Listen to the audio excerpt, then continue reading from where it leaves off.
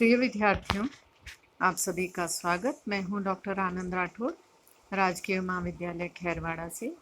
Second year के students के लिए आज अपन यूएसए के भौतिक प्रदेश का तीसरा भाग मैं शेयर करना चाहती हूं आपके साथ में। इसका पीडीएफ मैंने 5 सितंबर को भेज दिया था आप लोगों के लिए। इसमें यूएसए के 3 भौतिक प्रदेशों की व्याख्या की गई है।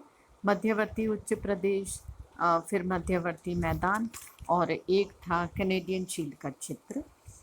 इस तरह का एक मैप दिया था मैंने, उसी को मैं बता रही हूँ। ये 3 भाग हैं यूएसए के, जिसको आज मैं डिस्कस करना चाहती हूँ आपके साथ में।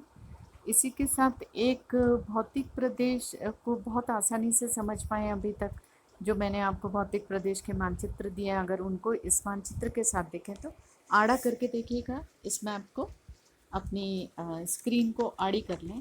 इसमें देखिएगा ये संयुक्त राज्य अमेरिका के भौतिक प्रदेशों की बहुत बढ़िया व्याख्या करता है। रीडर्स डाइजेस्ट से लिया गया मानचित्र है ये।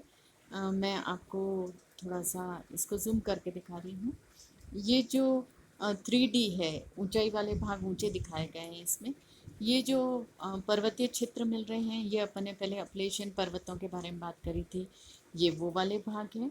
ये इसका कोस्टल एरिया यूएसए का, और ये जो उंगली के जैसा निकला हुआ भाग है, ये इसका फ्लोरिडा तट है, जो अपन ने बात करी थी इससे पहले भी अटलांटिक कोस्टल रीजन के बारे में। ये मेक्सिको की खाड़ी, ये समुद्री भाग है इसका, जो हल्के आसमानी और ग्रे कलर से बताया गया है। मेक्सिको की खाड़ी और उसके ऊपर वाला क्षेत्र। और ये जो लाइट येलो कलर में बता रखे हैं, ये मध्यवर्ती उच्च प्रदेश और मैदानी भाग आप समझ सकते हैं। ये काफ़ी विस्तृत है ये तीनों भाग।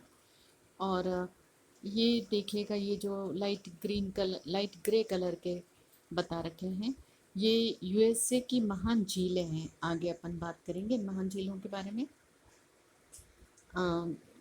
सबसे ऊपरी भाग पर है लेक सुपीरियर, फिर लेक मिशिगन, फिर लेक हुरन, और इसके बाद ये 2 छोटी छोटी लेक्स हैं।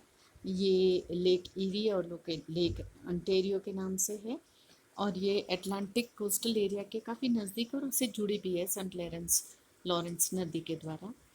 तो ये यूएसए के भौतिक प्रदेशों की बहुत बढ़िया व्याख्या कर रहा है। यहाँ पर ये देखिए, ये रॉकीज पर्वत इसके पैसिफिक कोस्टल एरिया के पास में पश्चिमी क्षेत्रों के ये यूएसए के क्षेत्र, और इसको भी आगे अपन ने अलग अलग प्रकार के नामों से व्याख्या करी गई है इन क्षेत्रों की। जैसे रॉकीज पर्वतीय भाग है ये, फिर अंतर पर्वतीय प्रदेश, और फिर एक आ जाएगा प्रशांत पर्वतीय प्रदेश। तो ये जो बीच में ये वाले जो भाग हैं, ये रॉकीज पर्वत हैं यहाँ के, फिर अंतर पर्वतीय क्षेत्र आ जाएगा, और फिर ये प्रशांत महासागर के किनारे वाले भाग। ये कुछ है यूएसए के भौतिक प्रदेशों से संबंधित मैप। आज जो मुझे डिस्कस करना है हम उस पर पहुँच जाते हैं। ये तीसरा भाग है यूएसए के भौतिक प्रदेशों का। मानचित्र में भी देखें तो कोई बहुत बड़ा क्षेत्र नहीं है इसके अंतर्गत। ये उच्च प्रदेश का मतलब ये पठारी भाग है, जो दक्षिणी मैसूरी से अरकानसास और ओक्लाहोमा राज्यों में फैला हुआ है। ये पश्चिम की ओर ऊंचा होता चला जाता है, और इसकी ऊंचाई लगभग 1500 से 1800 मीटर की ऊंचाई के हैं। ये 2 भाग इसके बताए गए हैं पठार। उत्तर की ओर है ओजार्क नाम का पठार, और इसके दक्षिण की ओर ओचिता नाम का पठार है, जो अरकानसास नदी के उत्तर में है ओजार्क पठार। और यहाँ पर सबसे अधिक ऊंचाई जो है वो बोस्टन पर्वतों के नाम से जानी जाती है। 823 मीटर है उसकी ऊंचाई। ओचिता पठार जो है वो अरकानसास नाम की नदी है, उसके दक्षिण की ओर फैला हुआ है। लगभग 915 मीटर ऊंचा है ये क्षेत्र। उसके बाद ये है मध्यवर्ती क्षेत्र, यूएसए का मध्यवर्ती मैदान। ये काफ़ी विस्तृत मैदान है यूएसए का। ये नदियों के द्वारा बनाए गए विशाल मैदानों से बना हुआ है, विशाल मैदान है ये। और इन में सबसे महत्वपूर्ण नदी जो चलती है वो है मिसिसिपी की इसलिए इस क्षेत्र को मिसिसिपी बेसिन के नाम से भी जाना जाता है। लगभग 1600 किलोमीटर लंबा है ये, और मैक्सिको की खाड़ी से कनाडा की सीमा तक फैला हुआ है ये क्षेत्र। और इसमें मिसिसिपी की कुछ सहायक नदियां हैं, ओहियो, मिसौरी और अरकनसास। उनके द्वारा लाई गई कांप मिट्टियों से बना हुआ क्षेत्र है ये, और कृषि के लिए ये बहुत उपयुक्त मैदान है यूएसए के।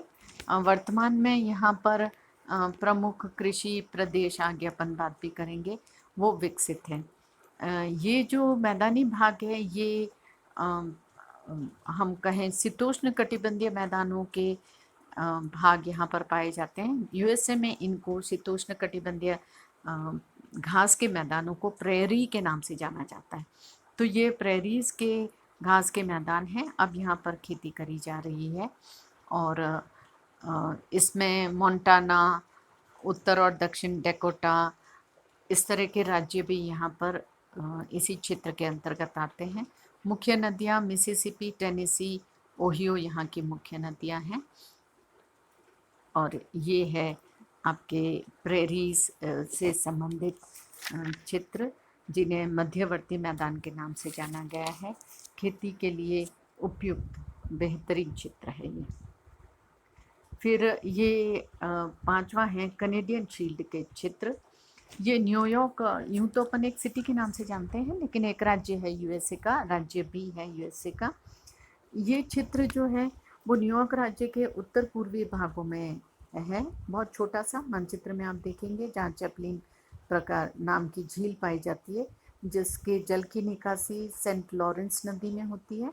और यहाँ के पर्वत जो हैं एंडी रॉक के नाम से जाने जाते हैं।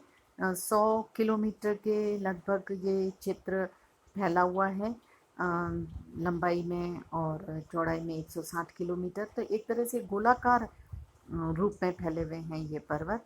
यहाँ की सबसे ऊंची चोटी माउंट मर्सी के नाम से जानी जाती है, 1600 मीटर ऊंची है। लेक सुपीरियर जो अभी मैंने आपको मानचित्र में बताई थी, उसके किनारे वाला क्षेत्र है ये। और वहाँ पर जो चट्टानें पाई जाती हैं वो पुरानी रवेदार चट्टानों के क्षेत्र हैं। ये करीब 400 से 500 मीटर की ऊंचाई के हैं ये क्षेत्र। देखिएगा यहाँ पर मिशिगन झील भी है और हुरन झील भी है। तो उनके प्रायद्वीपीय क्षेत्रों में ये कैनेडियन शील्ड के क्षेत्र पाए जाते हैं।